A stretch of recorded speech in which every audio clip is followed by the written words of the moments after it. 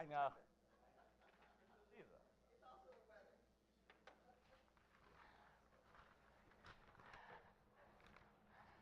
Well, thank you all for being here. We're going to start with a couple of with our gathering songs, a couple of Christmas favorites, Jingle Bells and Little Drummer Boy. The words will be up on the screen.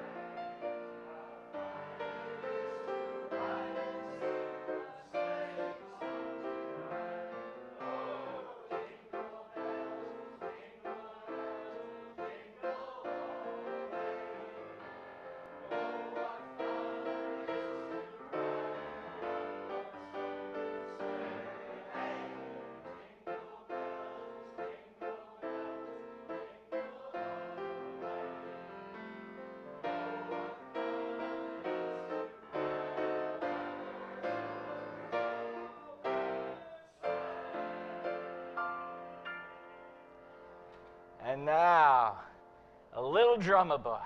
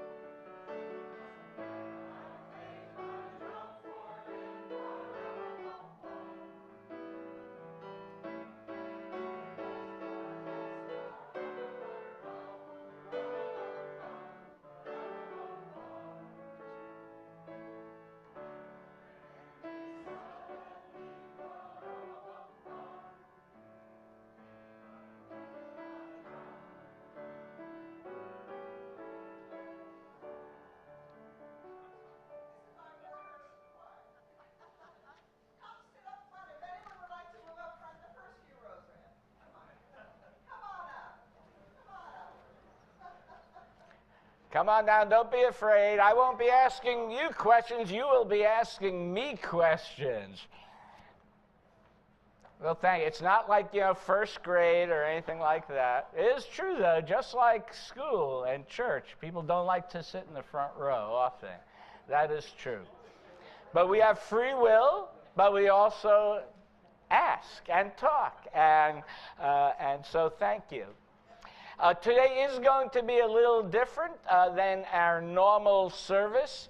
It is a question box service, so you will notice in your order of service there is a sheet for you to write questions And if you need a pencil, the ushers have them in the back if you didn't get one when you walked in. And so when we get to after the words for all ages and during the interlude, the ushers will come around and pick up your questions. So think about what you want. If you have no questions for me, I have some of my own questions for me.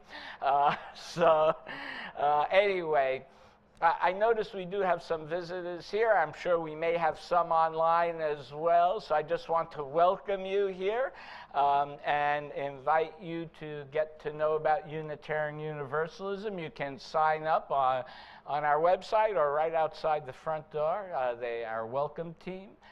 To learn more about us, if you sign up, you'll get an email once a week with all the events, and everybody is welcome to attend any of the events that we have here.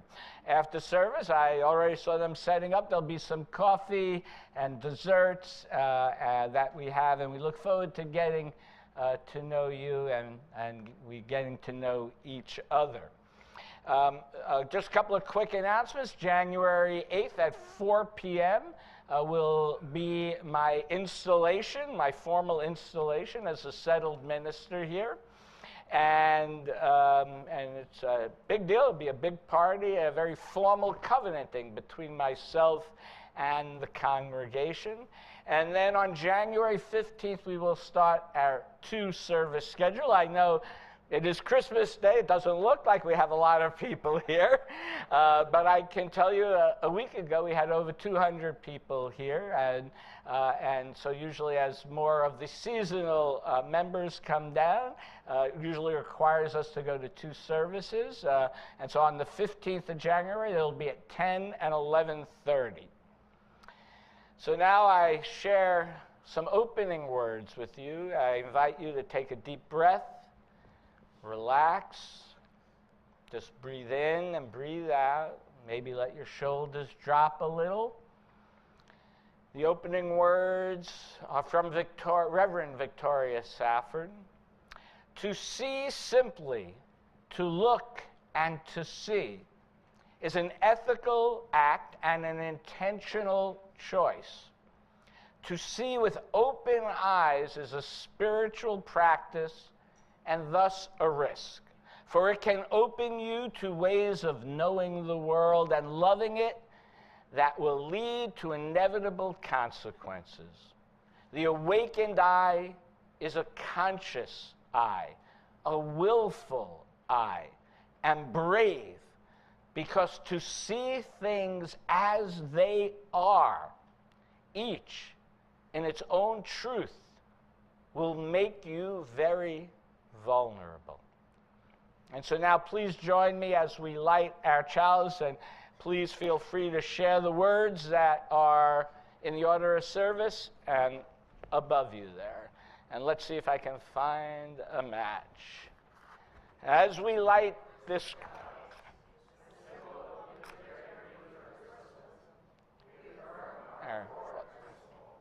the free and responsible search for truth and meaning. And so, when I'm lighting matches, I don't like to do 2 things at once. So thank you all for for doing it. So normally at this time of the service, we have words for all ages. Well, no, we actually have our opening hymn first. Okay. So, opening hymn number 231, please rise in body and or spirit, and let us all sing along to Angels We Have Heard on High. And if we have somebody who is a good singer that would like to lead us in this, I invite you to come up and lead us.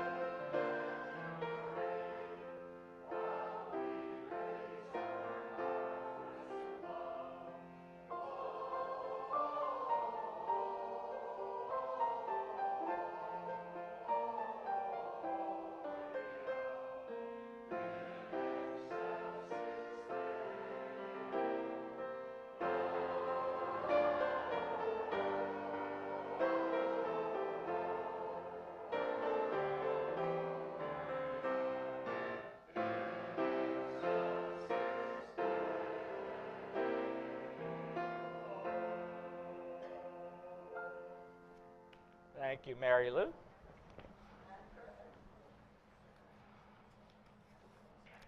So normally we have a word for I don't see any children here. Normally I would ask them to come down and ask me questions. So I'll just tell you a couple of short stories. I have done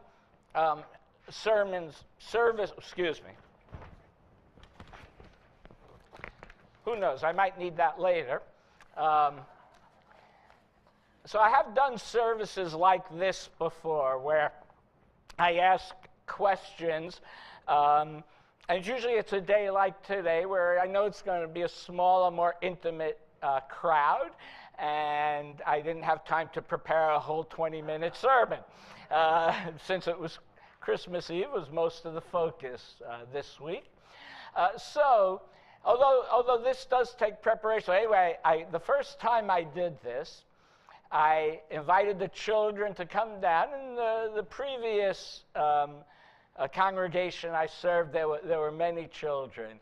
And the first question, so I asked them, do they have any questions for the minister?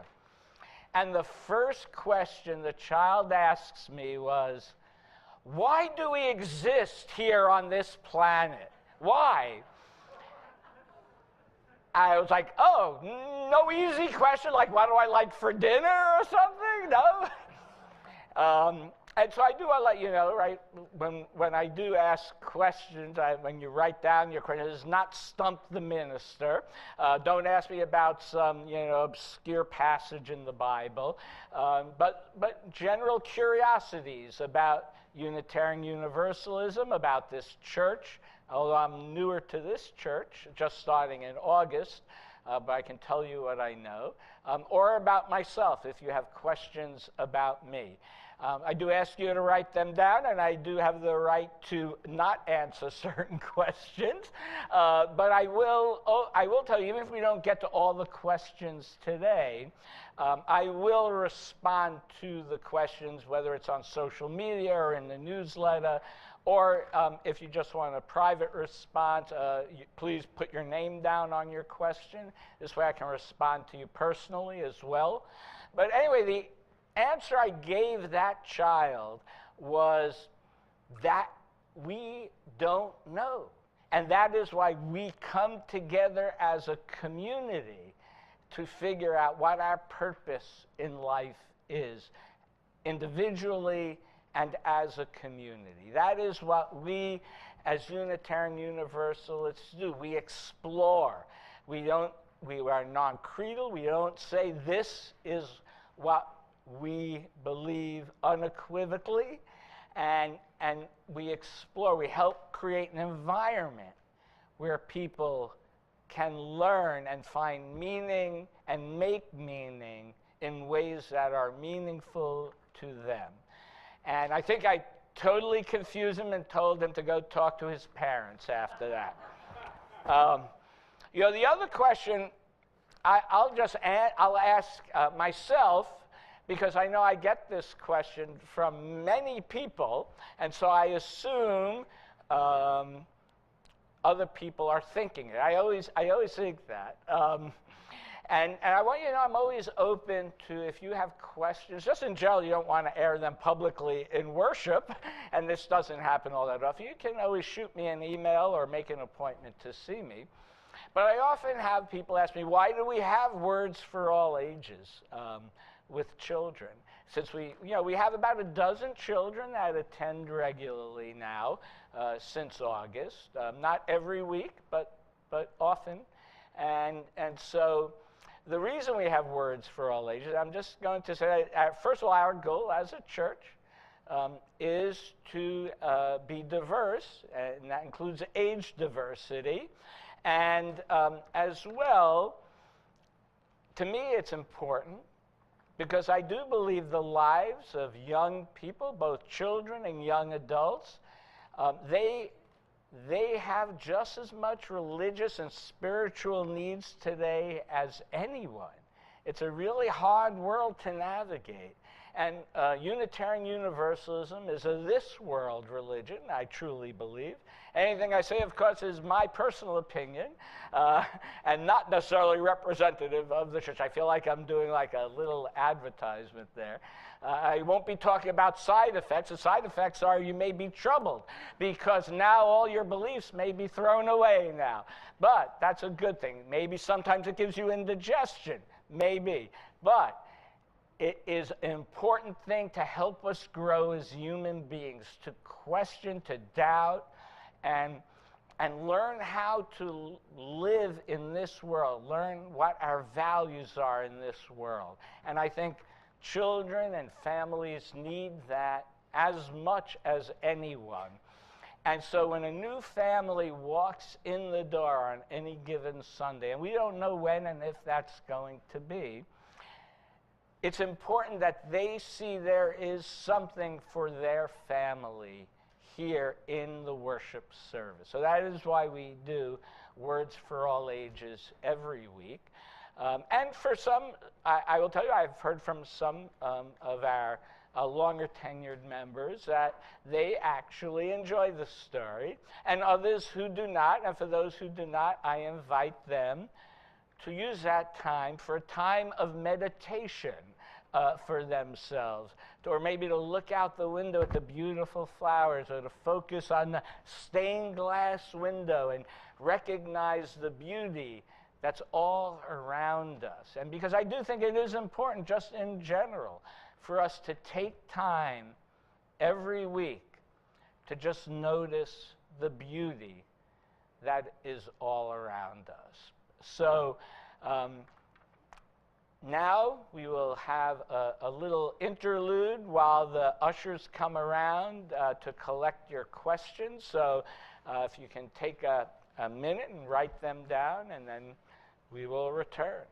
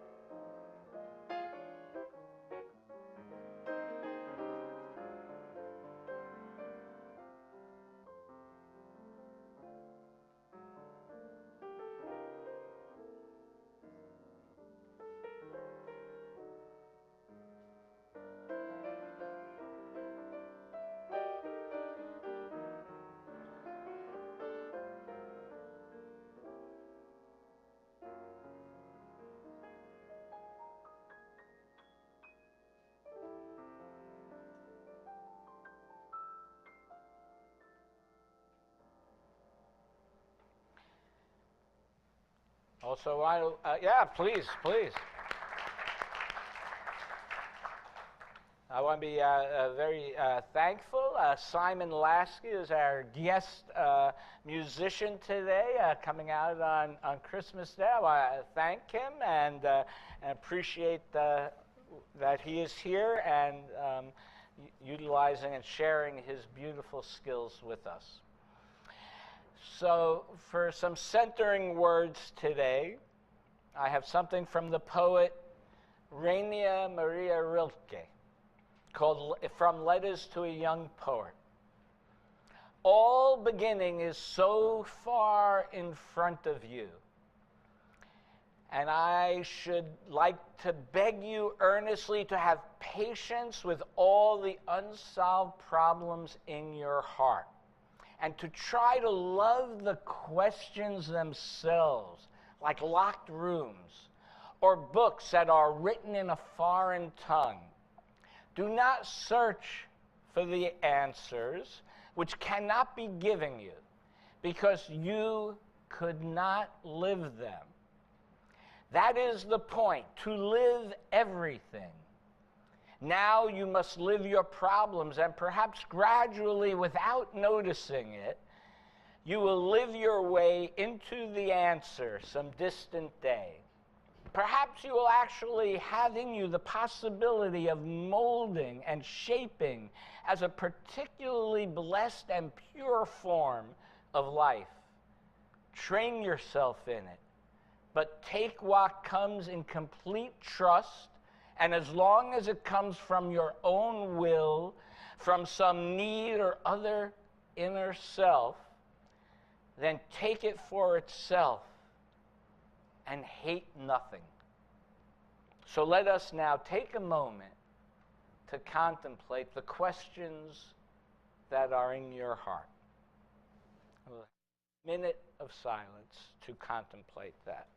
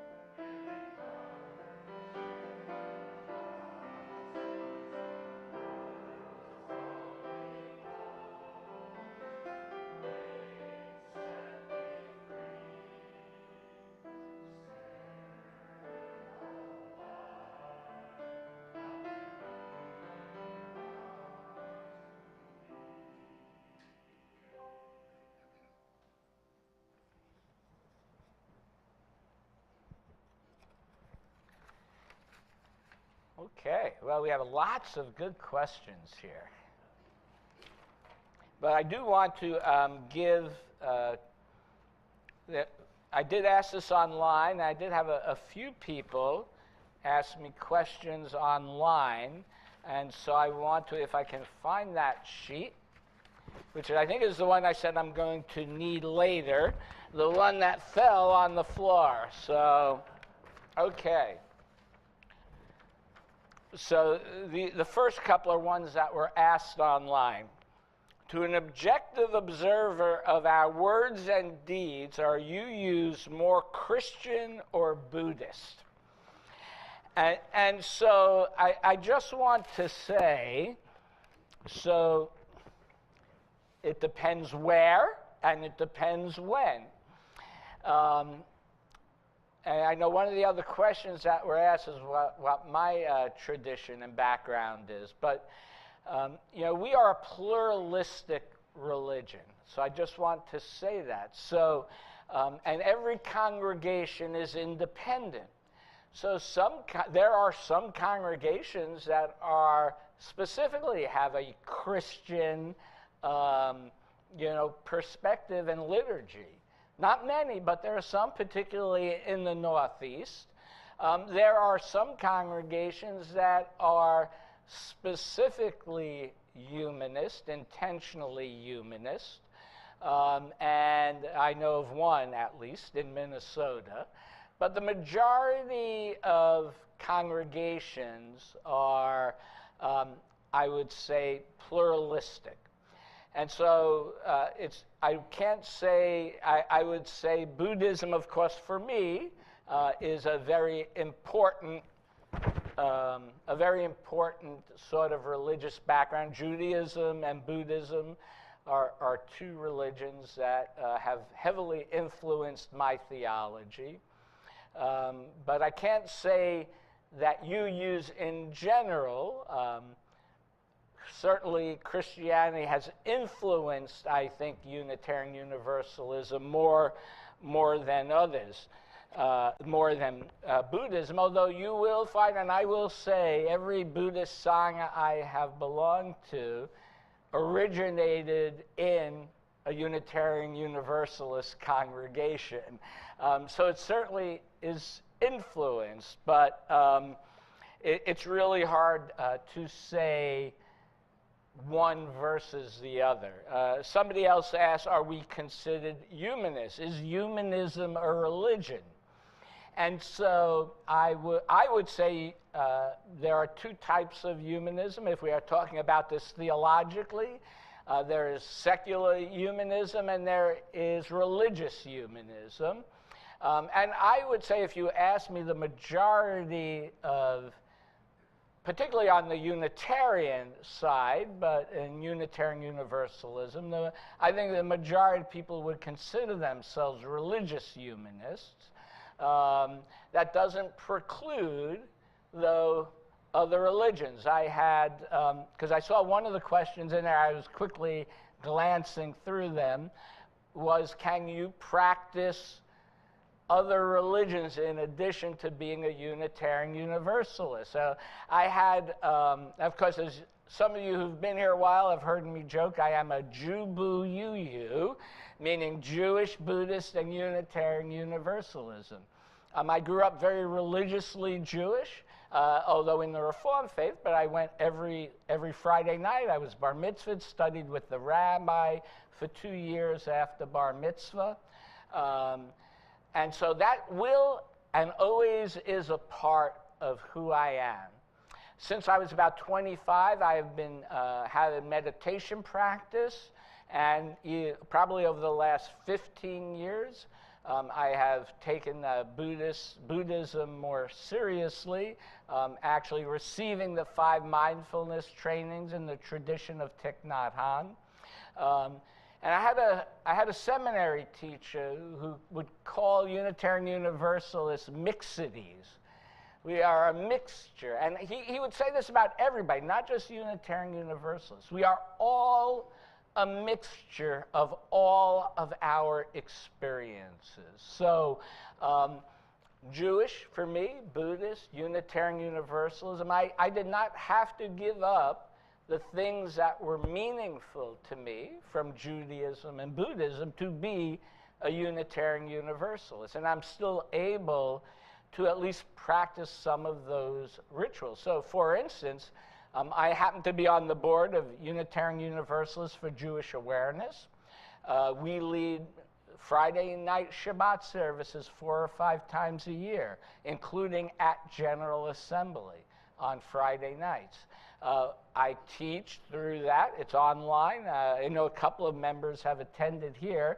I teach a Jewish ethics class called Musar online as part of my UUs for Jewish Awareness. So, and that is the beauty of inclusivity in this church. I should probably watch my time to make sure I have time for more than one question here. So let's see, there were a couple of easy ones. Somebody asked, can I become a member still in 2022? And the answer to that question is yes. We do, usually it's always the first Sunday of every month where we invite people after the service to come to the minister's office, and usually the president, myself, and somebody from the Welco or membership team is there, and you sign the book, and we have a little ritual. Actually, though, this month, because a lot of people are going to be out of town January 1st, it's going to be January 8th. But I have never turned down somebody who wants to sign the book and become a member. I do think it's often good to join with other people, because I think you get to know other people who are joining at the same time you are. And even if you sign separate from that first Sunday, or in this case, second Sunday in January, I encourage you, they have new member luncheons, and then we'll have a new member ceremony as well.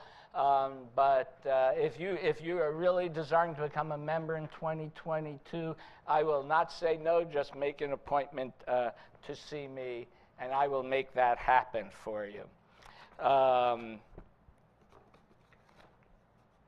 So let's just, were there any other from online? Do Unitarians in general believe in the concept of a higher power? So nothing is in general. I really want to stress this. Unitarian Universalism believes in freedom of thought. And we span the gamut here. So to say, I mean, they've not taken a survey of all Unitarian Universalists, and so I do want to say there are many atheists here. I know we had 93 people show up to a solstice service, and that talks about the goddess and a different vision of God. I think the word God or higher power was this question. I think the word God often has a stigma to it, because we were brought up and sometimes, for many of us, rejected the vision of the God that we were taught about growing up. And so we just reject the concept of God then. But I do think many people believe that there is some higher power in the universe that may be expressed in different ways. I've often said a lot of religion and theology is based on geography, based on where you grew up, right? If you grew up in the Middle East where there were kings, it was the kingdom of God. If you grew up in Southeast Asia, it was water lilies that were really revered. And so I think, if you grew up after World War II, there was much more science that was interspersed with theology. But even and I will do a sermon on this one day, Einstein's God. He was very theological. And I think, if you look at our first source, we talk about the mystery, the unknown. And I think we recognize there are things in the universe that we can't explain or don't understand. And for me, I personally am very comfortable with that there are things I don't understand in the universe. I personally don't attribute that to a supernatural being who controls everything, but I also can't deny I've had experiences in the world that I can't explain. So that's just my personal take. There are some people who find God in nature. I would say many historical Unitarian Universalists would often go down that road. But we are pluralistic. Universalists believed in Jesus, right? So, and the spiritual leadership of Jesus. So we are not a monolith. We are openly pluralistic. So we, again, try to create an environment for you to explore these types of questions. So small group ministry, I just want to put a little plug in for that. We're going to be opening up new groups in February, And that's where you get together with a small group of people, maybe up to 10, and talk about questions just like that. And just share what your belief is, because your belief is going to be different than the person next to you and the person next to them. So, and that is what we do. We create a place to explore. So it's not for me to say what most Unitarian Universalists are. But other than that, we are diverse, and we are welcoming of diverse views about Unitarian Universalism, about higher power, about any of those things, any other theological questions. So there are a couple of questions in here about why are you a UU minister? And another one was, what is my purpose? And I think those are honestly two in the same question. Unitarian Universalism had a profound effect on my life. It made me think about what my values were, and it really made me question, if I say these are my values, am I living those values out in the world? And I will say I did have a really transformative event when I led my first worship service. I may have preached about this once. And I will just say it had a calming effect that came over me. This is one of those things that are sort of beyond explanation to me. I just had this calming effect coming over me. Now, if I was thinking about it rationally, I would say I realized I was speaking in front of people who had been my friends for 15 years, and I knew whatever I said, that it would be okay, right? And so, but on the other hand, I can tell you, it just changed my whole demeanor. And then I said that this religion transformed me, and I want to be able to help other people as well have that same experience. And so that was what really, if I looked at it after numerous therapy sessions, that is what I came to. Okay, one more question, which is not in here, but is, why do we have an offering? So, so one, it is in our budget. I'll just say that. Number two, we have people. Now, I know there are people who pledge, who are sitting here who pledge, and they make a pledge payment every month. But we have other people who are visitors. We have people who come every week who have not pledged. And this is their way of giving back financially to the church and congregation. But lastly, it is, and I believe this to be true, generosity is a spiritual practice. And it becomes a habit the more you do it. And so the goal of the offering, in my mind, is to help you create the spiritual habit of giving. And it's with that thought in mind right now that we will take our offering.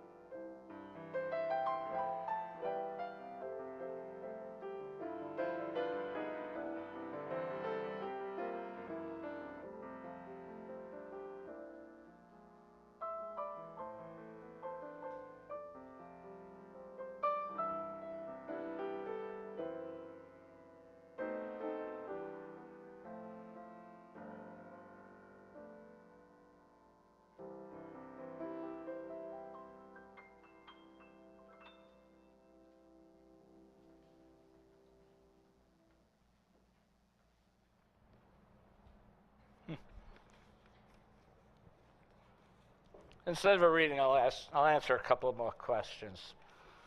Some of them are quick ones. I know you went to public school in New York City. Where did you go to college and seminary? So I went to my undergraduate degree, which I got a Bachelor's of Business degree in Public Accounting.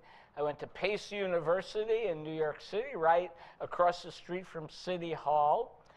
I received my seminary degree from the Florida Center for Theological Studies, and there is a really good story in that. So when I decided to go to seminary, I couldn't, I didn't want to leave my children, right? They were all conservative seminaries in Orlando, and I knew if I was, going to go to seminary elsewhere, we'd have to move because they didn't have distant learning back then. And then all of a sudden, a seminary, a very liberal and truly multicultural seminary out of Miami opened up a branch in Orlando. And it really was a great experience. And I took some, that was the Florida Center for Theological Studies, and I took some classes at Meadville. One was over the summer at Star Island in Maine, and some were in the middle of winter in Chicago. And I definitely recommend Maine in the summer versus Chicago in the winter. And I did actually take a couple of online classes with Star King. And here's the interesting thing. A week after I graduated, after 7 years, so it took me 7 years to graduate. I went nights and weekends. I waited until my children were out of high school to graduate. And a week after I graduated, they closed the campus in Orlando. So again, I'm not saying higher power provided that for me, but it is one of those unexplainable events that we were talking about. And of course, I continue to take continuing education. I did clinical pastoral education at the Florida Hospital in Orlando, and I did an internship in the Tampa congregation. So what else do we have here?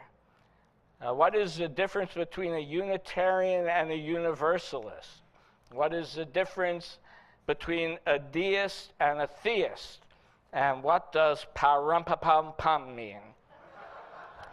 And there was another question in there that did not particularly like that song, Little Drummer Boy, and wondered why we chose it. And I'll tell you why I chose that song. Because I put out on Facebook, what songs would you like to hear on Sunday morning? And somebody responded with that song. They would really like to hear that. That person is not here this morning, but I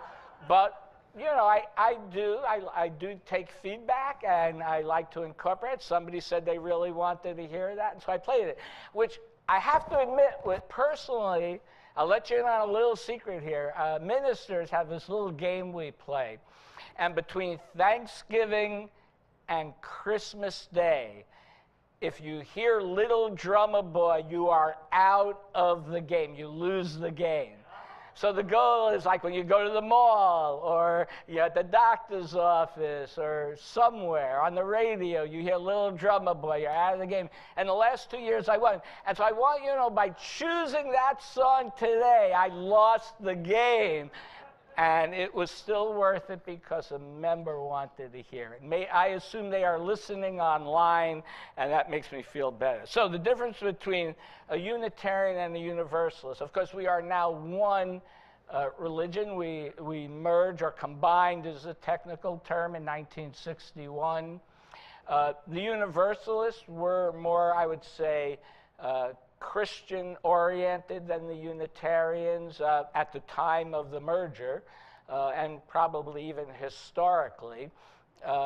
They did have statements of belief that still included Jesus as their spiritual leader.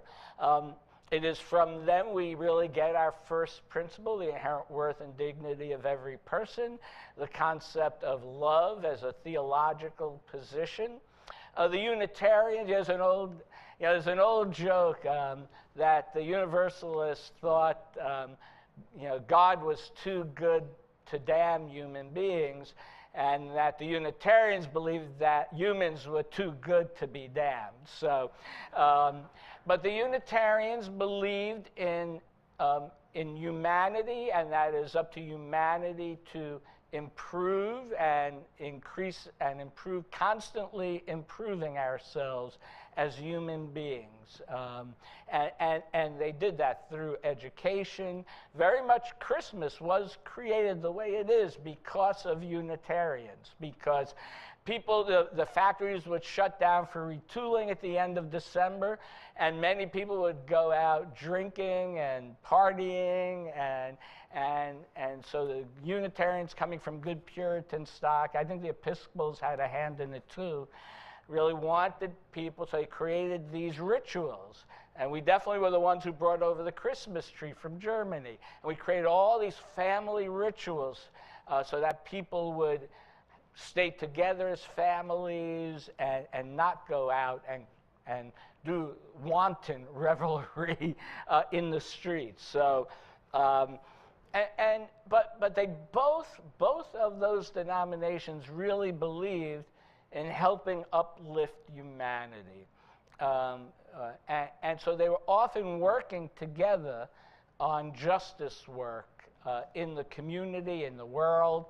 And so they worked together all these times. And truthfully, the Universalists were struggling a bit financially.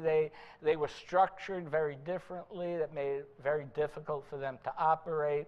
And the truth is, this is a very interesting fact, the children's religious organizations of those two denominations merged 10 years earlier, before the actual denominations merged.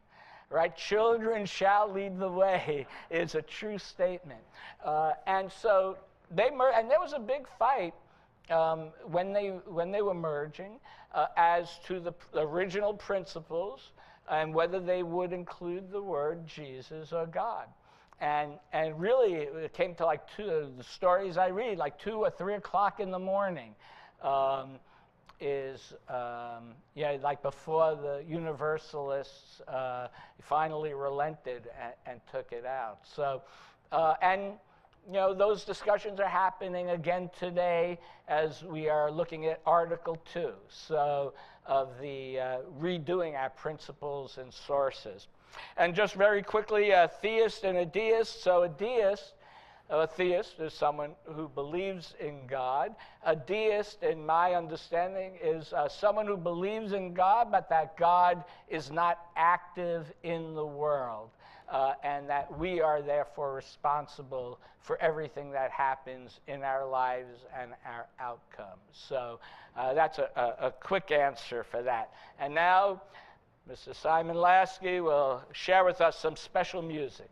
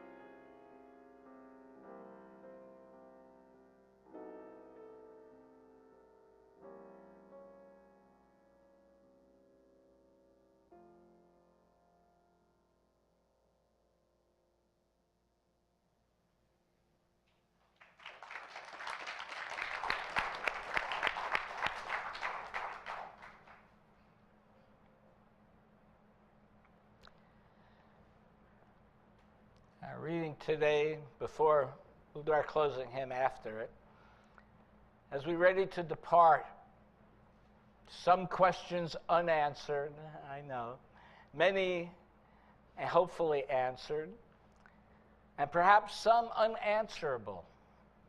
As the years go by, I'm concerned less with the answers, and I care more about compassion. I care more about creating. I care more about community. This is the day that we are given. Let us rejoice and be glad in it.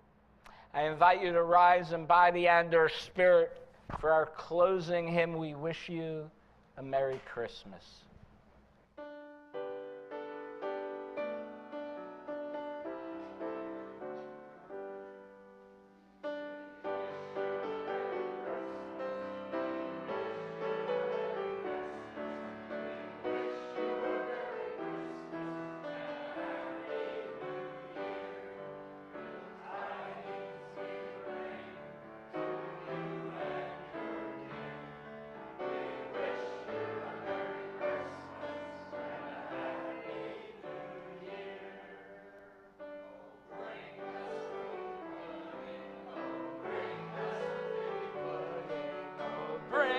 Some figgy pudding and bring it right here.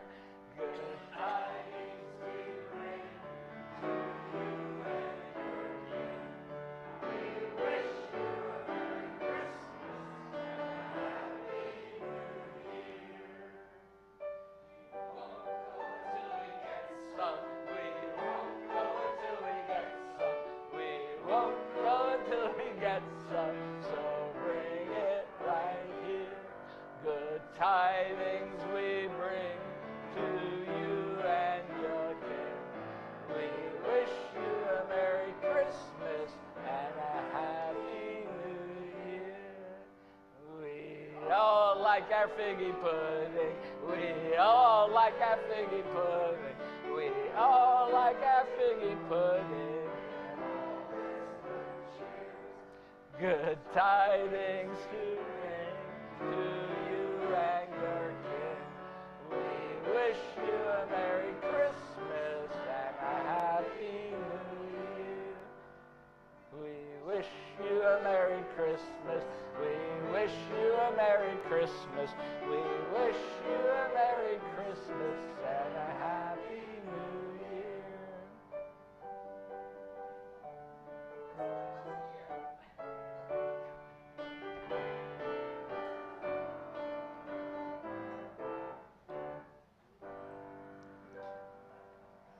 We now extinguish this flame.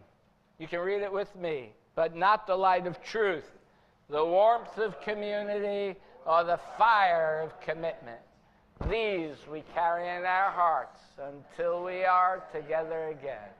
Thank you all for your presence here today, and I look forward to being with you throughout the rest of the year. Good travels for those, safe travels for those who will be traveling this week. Thank you again for your presence today.